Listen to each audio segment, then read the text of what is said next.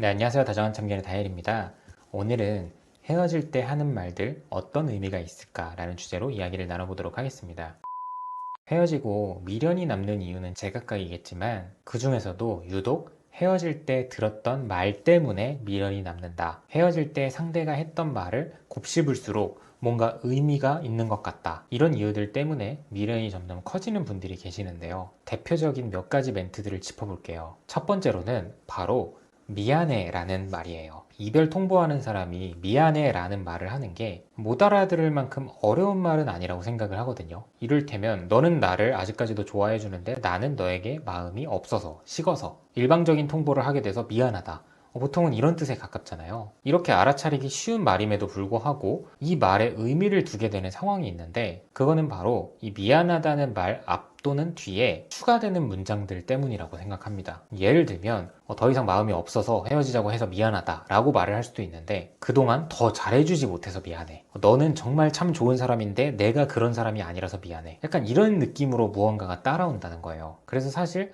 나의 진짜 마음은 더 이상 너랑 만날 마음이 없다 이건데 이별 통보를 당하는 입장에서 사람이 되게 감정적인 상태에서는 너한테 잘해주지 못해서 이 말에 더 꽂히게 되고 넌 참 좋은 사람인데 이 말에 더 꽂히게 되더라고요. 그래서 이별 통보를 받는 입장에서도 되받아칠 만한 말이 생기는 거죠. 아니야, 더 잘해주지 않아도 돼. 지금까지의 모습만으로도 충분해. 너에게 나는 과분한 사람이고 너가 나보다 더 좋은 사람이야. 내가 더 못한 사람이라서 내가 더 노력을 해보고 싶어. 그러니까 우리 헤어지지 말자. 약간 이런 느낌으로 흘러간다는 거예요. 이어서 다음으로 두 번째는 조금은 비슷한 맥락의 말들을 묶어볼 건데요. 1번은 바로 너보다 더 좋은 사람은 못 만날 거야. 2번은 아마도 나는 앞으로 후회하게 될 것 같아. 마지막으로 3번은 나는 앞으로 연애 안 할 거야. 이 말들입니다. 대부분 어디선가 한 번쯤은 들어보셨을 거라고 생각을 하는데요. 사실 이런 말을 하는 심리도 첫 번째 내용들과 크게 다르지 않다고 생각을 해요. 상대에게 미안한 거죠. 헤어지자고 하는 게. 그런데 이 이별 통보 방식이라는 게 정답이 없잖아요. 누군가는 헤어질 때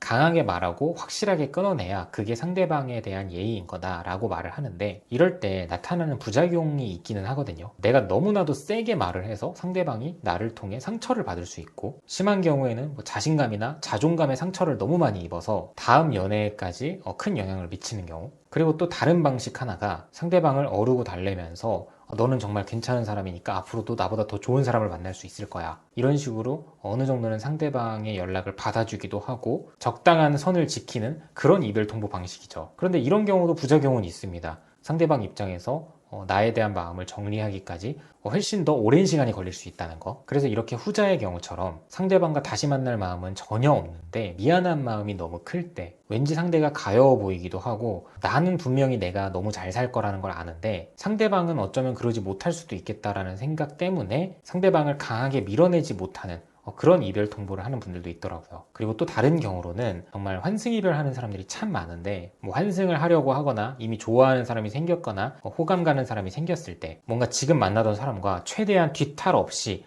어떤 의심의 여지 없이 마무리를 잘하고 싶어서 그럴 때 착한 사람으로 빙의를 해서 헤어지는 마당에 상대방은 칭찬하고 자기 자신은 깎아내리고 이런 경우들도 있습니다. 그리고 꼭 헤어질 때 나는 앞으로 연애 안 할 거야. 못해도 5년 동안은 안 할 거야. 이렇게 얘기하는 사람들이 있어요. 그런데 제가 실제로 약 5년의 시간 동안 최소 수천 명 이상의 사연을 접해본 결과 지금 이 말이 사실 어떤 근거와 대단한 논리가 있는 건 아닌데 결과론적으로 실제로 앞선 말을 하는 사람들 중에서 오히려 빠른 시일 내에 연애를 잘 하는 사람들이 정말 많았어요. 그리고 사실 이별 통보를 받는 입장에서 생각을 해봐도 상대가 나보고 나보다 더 좋은 사람을 앞으로 못 만날 것 같다고도 말을 하면서 연애도 안 할 거라고 말을 해요. 그러면 저였어도 마음이 되게 뒤숭숭하고 어려웠을 것 같거든요. 이게 좀 냉정하고 정말 이성적인 사람이라고 한다면 얘가 개소리를 하네? 라고 생각을 하고 마음을 빨리 정리할 수도 있을 겁니다. 그냥 딱 들어봤을 때도 후회할 거라면서 나를 안 만날 거라네?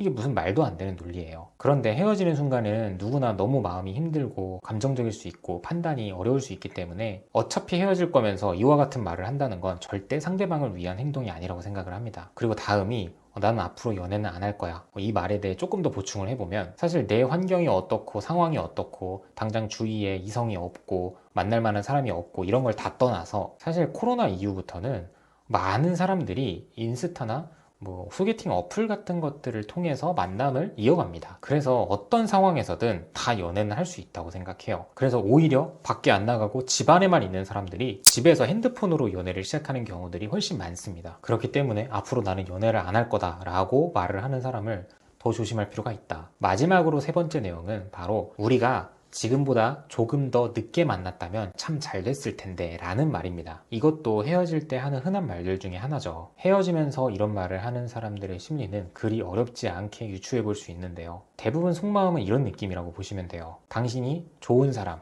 그리고 미래를 바라보기에 좋은 남자, 좋은 여자, 인성도 바르고 다방면으로 괜찮은 사람이라는 거를 안다. 하지만 나는 아직은 조금 더 즐기고 싶고 하고 싶은 것도 많고 놀고 싶은 것도 많고 새로 어울리고 싶은 사람들도 많다. 그리고 이 부분이 참 아쉽지만 당신이 그 부분을 다 채워줄 수는 없는 사람이다. 약간 이런 느낌입니다. 그래서 이런 경우야말로 상대방이 정말 좋은 사람이라는 건 알지만 내가 그런 좋은 사람을 갖기에는 아직은 너무 하고 싶은 게 많고 즐기고 싶은 게 많은 상태라고 볼 수 있죠. 그래서 이런 말을 하기 전까지 헤어지기 전에 나타나는 징조가 있는데 큼지막하게는 근래 언젠가부터 시작해서 내가 조금은 자유분방해지는 그런 환경에 놓이게 되는 경우예요. 이를테면 뭐 안 하던 인스타 활동을 하기 시작했다거나 뭐 어디 여행 또는 뭐 출장, 뭐 교환학생, 뭐 어학연수 이 밖에는 뭐 모임이나 어떤 취미 활동을 새로 시작했다거나 아니면 외적으로 좀 괜찮은 사람 또는 놀 줄 아는 사람들을 만나기 시작했다거나 되게 다양한데 전반적으로 느낌은 좀 비슷해요. 그래서 이런 경험을 하다 보니 점점 더 새로운 것들을 많이 해보고 싶고 새로운 사람을 또 접해보고 싶기 때문에 지금 만나는 사람과의 이 연애가 점점 재미가 없게 느껴지면서 이 사람이 정말 좋은 사람인 건 알겠지만 지금의 나와는 어울리지 않는 사람이다. 나는 아직 하고 싶은 게 너무 많다. 이런 느낌으로 이별을 고하게 되는 것 같아요.